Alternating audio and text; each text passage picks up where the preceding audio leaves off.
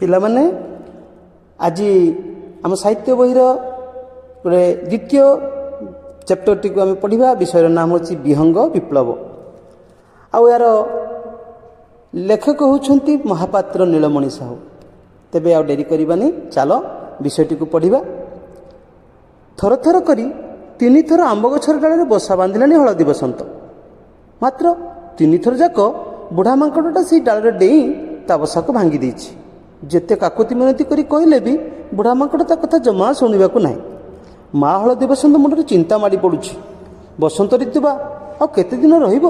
ସାହାଡ଼ା ଗଛମାନଙ୍କରେ ଫୁଲ କଷି ଧରିଲାଣି। ଆଉ ଅଳ୍ପ ଦିନ ଭିତରେ ପାଚି ହଳଦୀ ଗୁରୁ ଗୁରୁ ଦିଶିବ। ବୁଦାମାନଙ୍କରେ ଶଗଡ଼ ବାଟୁଆ କୋଳି ପାଚି ଲାଲ ଟହ ଟହ ଦିଶିବ। ସେତେବେଳକୁ ଯଦି ଛୁଆ ହୋଇଯାଇଥିବେ ତେବେ ସିନା ସେମାନଙ୍କୁ କୁନି କୁନି ଥଣ୍ଟରେ ଏହିସବୁ ମିଠା ପାଚିଲା କୋଳି ଆଧାର କରିଦେବ। ଛୁଆ ସବୁ ଚଞ୍ଚଳ ଚଞ୍ଚଳ ବଢ଼ିଯିବେ। କିନ୍ତୁ ଏ ପରଘର ଭଙ୍ଗା ବୁଢ଼ା ମାଙ୍କଡ଼ ତ ମୂଳରୁ ବସା ରଖାଇ ଦେଉନାହିଁ। ସେ ଅଣ୍ଡା ଦେବ କେବେ ଆଉ ଛୁଆ ଫୁଟିବେ କେବେ? କୁଳୁରୁ କୁଳୁ କୁଳୁରୁ କୁଳୁ ପୁରୁଷ ହଳଦୀ ବସନ୍ତଟି କୁଆଡ଼ୁ ବୁଲି ବୁଲି ଆସି ମା ହଳଦୀ ବସନ୍ତ ପାଖରେ ବସିଲା। ତାର ହଳଦିଆ ସୁନା ଦେହଟି ଖରାରେ ମଳିନ ଦିଶୁଥାଏ। କହିଲା, ବୁଝିଲ, ଆଖପାଖରେ ଆଉ କେଉଁ ଗଛ ଖାଲି ନାହିଁ। ଅନ୍ୟ ଚଢ଼େଇମାନେ ସବୁ ଗଛରେ ବସା ବାନ୍ଧି ଅଣ୍ଡା ଦେଇସାରିଲେଣି। କେତେ ଅଣ୍ଡା ଉଷୁମଉଛନ୍ତି, ଆଉ କେତେକଙ୍କର ଛୁଆ ମଧ୍ୟ ଫୁଟିଲାଣି। ଏବେ କ'ଣ କରିବା ଯେ? ମା ହଳଦୀ ବସନ୍ତ ଦୁଃଖରେ କାନ୍ଦି ପକାଇଲା। କାନ୍ଦି କାନ୍ଦି କହିଲା, ସେ ନିଆଁଗିଲା ବୁଢ଼ା ମାଙ୍କଡ଼କୁ ଜବତ କରିବା ପାଇଁ କ'ଣ ଏଠି କେହି ନାହାନ୍ତି? ସେମାନଙ୍କର ବନ୍ଧୁ ଡାମରା କୁଆ ହଠାତ୍ ଆସି ପହଞ୍ଚିଗଲା। ସବୁ ଶୁଣିସାରି ସେ କହିଲା, ତୁମେମାନେ ବଡ଼ ଭୀରୁ ଦେଖୁଛି। ବୁଢ଼ା ମାଙ୍କଡ଼କୁ ଜବତ କରିପାରୁନାହ? ଆମେ କାଉମାନେ କାହାରି ଅତ୍ୟାଚାର ସହିବାକୁ ନାହୁଁ।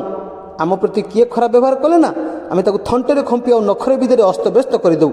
ସର୍ବସାଧାରଣ ରାସ୍ତା ଉପରେ ସମସ୍ତେ ମିଶି ବଡ଼ ପାଟି ତାକୁ ଗାଳି ଦେଉ। ତାର ଇଜ୍ଜତ ମହତ ସାରିଦେଉ।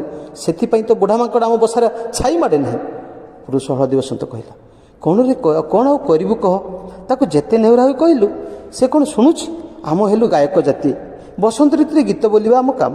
ଆମେ ତ ଆଉ ତୁମ ଭଳିଆ ଲଢ଼ୁଆ ଜାତି ନୁହଁ ନା। ସେହି ସମୟରେ ଆକାଶରେ ଶୁଭିଲା ଚିରିଂ ଚିରିଂ ଚିରିଂ ଚିରିଂ ଚିରିଂ ଚିରିଂ। କାଉ ତାର 2 ଡୁଆଟିକୁ ବୁଲାଇ ଉପରକୁ ଥଣ୍ଟ ଟେକି କହିଲା, ଓ ଗଙ୍ଗେଇ ମହାରାଜ ପରା, ଆସିବା ହେଉ, ଆରେ ଆସିବା ହେଉ। ଗଙ୍ଗେଇ ଆସି କାଉ ପାଖରେ ବସିଲା। କାଉ ପଚାରିଲା, ଆଉ ସବୁ ଖବର କ'ଣ ଗଙ୍ଗେଇ ମହାରାଜ? ଆଜିକାଲି ତୁମମାନଙ୍କର କଚେ ବାର, ଗାଡ଼ିଆ ପୋଖରୀ ସବୁ ତ ଶୁଖିଲାଣି, ମାଛ 2ଟା ଭଲ ମିଳୁଥିବ। ଚିରିଂ ଚିରିଂ ଚିରିଂ ଚିରିଂ ଚିରିଂ ଚିରିଂ। ଗଙ୍ଗେଇ କହିଲା, ନାଇଁ, ମଣିଷ ପେଟକୁ ତ ସବୁ ନିଅଣ୍ଟ ପଡ଼ିଲାଣି। ଗାଡ଼ିଆ ପୋଖରୀରେ ଆଜିକାଲି କୁଚି ଗେଣ୍ଡାଟିଏ ବି ମିଳିବା କଷ୍ଟକର। ତାପରେ ହଳଦୀ ବସନ୍ତ ଉଦ୍ଦେଶ୍ୟରେ କହିଲା, ହଳଦୀ ବସନ୍ତ ଭାଇ, ଚାରିଆଡ଼େ ତ ଏତେ ରଙ୍ଗର ଫୁଲ, ଏତେ ପ୍ରକାର କୋଳି, ଆଉ ଏତେ ସୁନ୍ଦର ପବନ। ଗାଓ ଦେଖି, ଗୋଟେ ଗୀତ ଗାଓ। ତୁମର ସେଇ ମନମତାଣିଆ କୁଳୁରୁ କୁଳୁ ସ୍ୱରରେ ଅନେକ ଦିନକୁ ଭଲ ଗୀତଟିଏ ଶୁଣି ନାହିଁ। ହଳଦୀ ବସନ୍ତ ତାର ଦୁର୍ଦ୍ଦଶା ବିଷୟରେ କିଛି କହିବା ପୂର୍ବରୁ ସେମାନଙ୍କ ପ୍ରତି ବୁଢ଼ା ମାଙ୍କଡ଼ କିପରି ଅତ୍ୟାଚାର କରୁଛି ସେ କଥା ବର୍ଣ୍ଣନା କରି କାଉ କହିଲା, ହଁ ଗଙ୍ଗେଇ ମହାରାଜ, ଏଥିକୁ ଉପାୟ କ'ଣ କୁହ? ହଳଦୀ ବସନ୍ତ, ସାରି, କୋଇଲି ହେରିକା ହେଲେ ଆମର ଭିତରେ ଶିଳ୍ପୀ ଜାତି। ପକ୍ଷୀ ଜାତିର ସଭ୍ୟତା ସଂସ୍କୃତି ଏମାନଙ୍କ ଯୋଗୁଁ ବଞ୍ଚିଛି। ଏମାନଙ୍କୁ ସାହାଯ୍ୟ ନ କଲେ ଆମ ଜୀବନ ବୃଥା ହୋଇଯିବ। କେହି ଜାଣନ୍ତି ନାହିଁ ବଗ କେତେବେଳୁ ଆସି ସେମାନଙ୍କଠାରୁ ଅଳ୍ପ ଦୂରରେ ଗୋଟେ ଥଣ୍ଟା ଗଛ ଡାଳରେ ବସି 2 ପଟକୁ ଡେଣା ମାଲେ ଗୁମ୍ ମାରି ବସିଛି। ବଗ ସବୁଦିନେ ଗମ୍ଭୀର, କାହା ସଙ୍ଗେ ବେଶୀ କଥାବାର୍ତ୍ତା କରେ ନାହିଁ। ମିଳାମିଶା ମଧ୍ୟ କମ୍। ନିଜକୁ ବଡ଼ ଧାର୍ମିକ ବ୍ୟକ୍ତି ବୋଲି ସବୁବେଳେ ପରିଚୟ ଦେଇ ବୁଲେ। କିନ୍ତୁ ଶୁଆ କହେ, ବଗ ମସ୍ତ ବଡ଼ ଠକ, ସ୍ୱାର୍ଥପର ଲୋକଟା। ପାଣିକୁ ଆସିନା ବୁଡ଼ି ବୁଡ଼ି ମାଛ ଖାଏ। ବଗ ଧ୍ୟାନ କଲା ଭଳି ବସିଥିବ, ହେଲେ ଅସଲରେ ଛକିଥିବ ମିନଟିଏ କେତେବେଳେ ମୁଣ୍ଡ ଟେକୁଛି। ସାରି କହେ, ବଗ ଟିକିଏ ଗୋରା ବୋଲି ତା ମନରେ ବଡ଼ ଗର୍ବ। କଳା ଓ ଅନ୍ୟ ରଙ୍ଗର ଚଢ଼େଇମାନଙ୍କୁ ସେ ଘୃଣା କରେ। କାଉ କଳା, ତେଣୁ ବଗ ତା ପାଖ ପୁରାଇ ଦିଏ ନାହିଁ। ପକ୍ଷୀ ଜଗତର ଶ୍ରେଷ୍ଠ ସ୍ୱରଶିଳ୍ପୀ କୋଇଲିର ରଙ୍ଗ କଳା ବୋଲି ତାକୁ ମଧ୍ୟ ବଗ ଖାତିର କରେ ନାହିଁ। ତା ମନରେ କଳା ଗୋରା ଭେଦଭାବ ଖୁବ୍ ବେଶୀ। ଦେଖ ପିଲେ, ଏଠି ଚିତ୍ର ଦେଖୁଛ ପିଲା, ଯେଉଁ ଚଢ଼େଇମାନଙ୍କର। ଏତିକି ବେଳେ କାଉଡ଼ି ଏଡ଼େ ପାଟିରେ କହୁଥିବା ଶୁଣି ବଗ ଆଉ ସହିପାରିଲା ନାହିଁ। ସେ ଉଦ୍ଧତ କଣ୍ଠରେ ବିଦ୍ରୂପ କରି କହିଲା, କକ କକ। ହେ ମୂର୍ଖ କଳା କାଉ, ବେଶୀ ଗୁଡ଼ାଏ ରାଉ ରାଉ ହୁଅ ନାହିଁ। ଶିଳ୍ପୀମାନଙ୍କ ପାଇଁ ତୋର ହୃଦୟ କେବେଠାରୁ ଏତେ ବ୍ୟାକୁଳ ହେଉଛି କି? ଏହି ହଳଦୀ ବସନ୍ତ, କୋଇଲି ଆଦି ଶିଳ୍ପୀମାନଙ୍କ ପାଇଁ ମୋର ତିଳାଧେଲ ଦୟା ନାହିଁ। ଏମାନେ ହେଲେ ବିଦେଶୀ। ବର୍ଷଯାକ ଏମାନେ କେଉଁଠି ନା କେଉଁଠି ଥାଆନ୍ତି ଯେ ଏମାନେ ଜନ୍ମଭୂମିର ଖରା ସହିବେ ନାହିଁ, ବର୍ଷା ସହିବେ ନାହିଁ, ଶୀତ ବି ସହିବେ ନାହିଁ। ଏହି ବସନ୍ତ ଋତୁ ଆସିଲେ ଦଳ ଦଳ ହୋଇ ଆସି ନାନା ରଙ୍ଗ ଢଙ୍ଗ ଦେଖାଇ ଆମର ଆହାର ଉପରେ ଭାଗ ବସାଇବେ। ଏମାନଙ୍କର ଭଲା ଜନ୍ମଭୂମି ପ୍ରତି କ'ଣ ମମତା ଅଛି? ହଳଦୀ ବସନ୍ତ ବଗର ଏହି ଅପବାଦରେ ଭାରି ଦୁଃଖିତ ହେଲା। ଟିକିଏ ରାଗିଗଲା ମଧ୍ୟ, ତଥାପି ତାର ସ୍ୱଭାବ ସୁଲଭ ମଧୁର ଗଳାରେ କହିଲା, କୁଳୁରୁ କୁଳୁ କୁଳୁରୁ କୁଳୁ କୁଳୁରୁ କୁଳୁ। ଦେଖ ଭାଇ ବଗ, आमे हेलु शिल्पी समग्र वसुधा होची आमर जन्मभूमि आमे काहाकू पर भाबु नाहु समस्त होचंती आमर निजर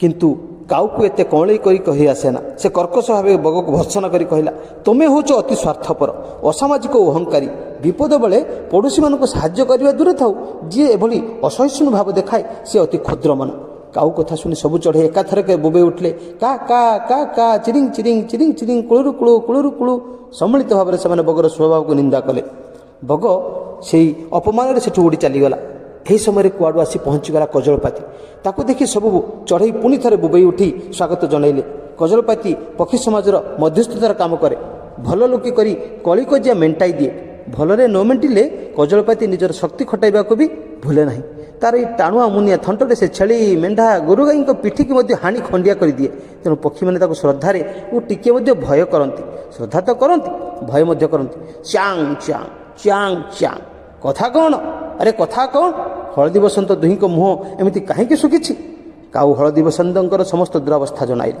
तापर कहला देख बंधु माँ हलदी बसंत निकट में अंडा देव मात्र बुढ़ा मांकड़ तीन थर तार बसा भांगी देलानी तार दाऊ आउ सही होनी असह्य हो गलानी तार दाऊ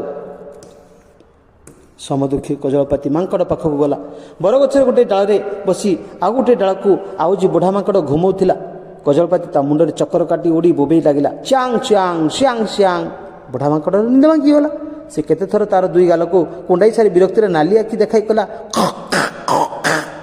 किए तू कौन कहूँ च्यांग च्यांग च्यांग च्यांग मु कजलपाती बिचरा हलदी बसंतर बसा भांगे कौन तुम उचित हो